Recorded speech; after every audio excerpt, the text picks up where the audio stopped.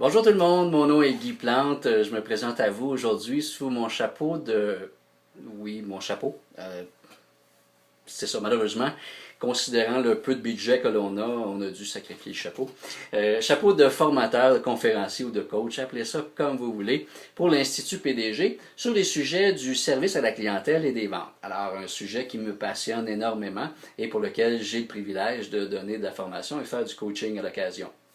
Alors, aujourd'hui, j'ai choisi de vous parler de la prospection et de la fidélisation. Alors, pourquoi prospecter ou fidéliser? Qu'est-ce qui est le mieux? Est-ce qu'on doit faire un mélange des deux? Est-ce qu'on doit plus adopter la théorie de la prospection, plus de la fidélisation? Aujourd'hui, avec les méthodes qui existent, Internet, vous le savez, vous recevez différents courriels. Lorsqu'on va à l'épicerie, par exemple, souvent on nous demande maintenant notre courriel, notre adresse courriel, pour nous fidéliser, pour avoir de l'information sur l'entreprise en question. Alors ça, c'est un sujet que je n'embarquerai pas, évidemment, aujourd'hui d'ailleurs, parce que, dans un premier temps, ce n'est pas ma spécialité. Alors, je vous parle de service à la clientèle. Prospecter ou fidéliser. Vous le savez, peu importe l'entreprise que vous ayez, que vous soyez travailleur autonome, que vous ayez une petite entreprise, commerce de détail, peu importe, chacune des entreprises, chaque année, perdent de la clientèle. Bon. Il y a une statistique qui dirait, j'ai pas fait de recherche intensive à cet effet-là, je me suis fié à ce que j'avais lu à quelque part, que 50% de notre clientèle, de la clientèle d'une entreprise, disparaissait sur une base de 5 années.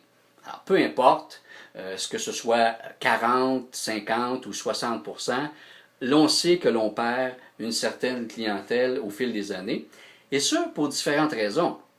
Que ce soit un déménagement, que ce soit un décès, que ce soit la fermeture d'une entreprise, que ce soit une faillite, peu importe la raison pour laquelle cette entreprise-là n'existe plus, et pour choisir un autre fournisseur, plus besoin de vos services ou de votre produit. Alors, on perd des clients, inévitablement.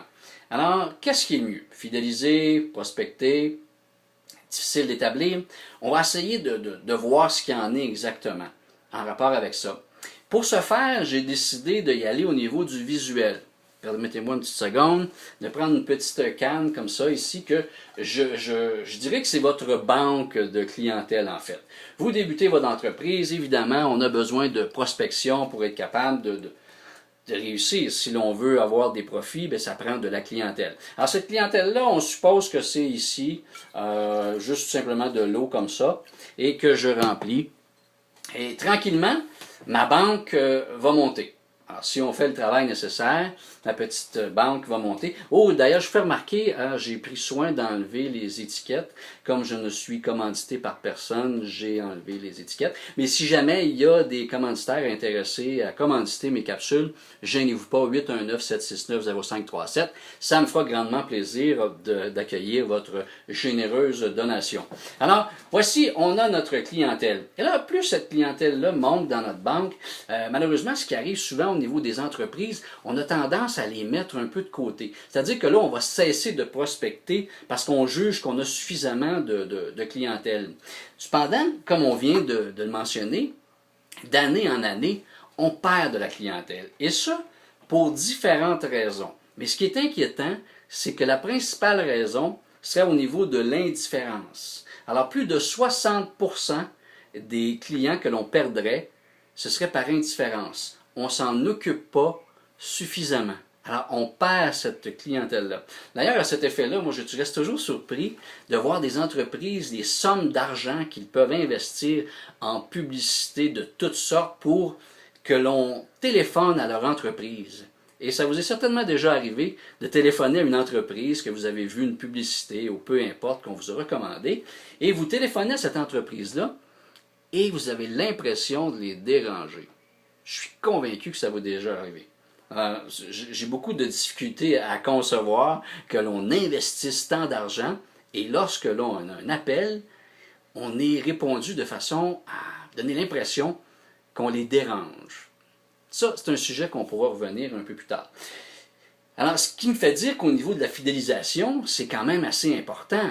Parce que si on ne fidélise pas et que 60% et plus de notre clientèle qui s'en va, ben c'est un peu comme si on a notre fameuse banque, toujours, écoutez, c'est une autre canne, c'est pas la même, donc j'ai dû sacrifier quand même 2 cannes, alors commanditaire bienvenue, et que l'on tente de, encore une fois de remplir cette fameuse canne, et là, on a une petite problématique, parce qu'on ne fidélise pas convenablement notre clientèle, on la perd. Alors, cette belle petite banque de clients qui s'échappe parce qu'on ne s'en occupe pas. Et là, ce qu'on a tendance, que les entreprises ont souvent tendance à faire, c'est au lieu de prendre le temps et de prendre les moyens pour régler la situation, pour colmater finalement le fameux trou que l'on voit ici, alors ce que l'on va faire, et là on va se mettre à prospecter de nouveau. On prospecte et on prospecte pour venir atteindre le niveau que l'on avait à un certain moment donné, mais sans se soucier du fait que la fameuse banque, la fameuse cacane, appelez-la comme vous voulez, elle coule, il y a une fuite. Alors, il faut trouver la solution entre les deux. On ne peut pas se permettre de ne pas prospecter, mais il faut trouver une solution pour fidéliser notre clientèle, pour s'en occuper adéquatement. Il y aurait de 30 à 60%, semble-t-il, encore une fois, c'est des études, des sondages, des statistiques, appelez ça comme vous voudrez, qui dit que de 30 à 60% du temps des représentants, je prends une entreprise qui a des représentants sur la route, supposons, on dit que 30 à 60% de leur temps serait consacré à des tâches administratives. Peu importe la tâche, là, chercher ici et là différentes informations et ainsi de suite. Alors, il ne reste pas beaucoup de temps pour faire la prospection. Alors, il faut trouver un juste milieu entre les deux et mettre les bonnes personnes aux bonnes places. Alors, voilà ce qui était pour la première capsule. Dans la prochaine capsule, on parlera du comment. Aujourd'hui, on a parlé du pourquoi. La prochaine capsule, on parle du comment.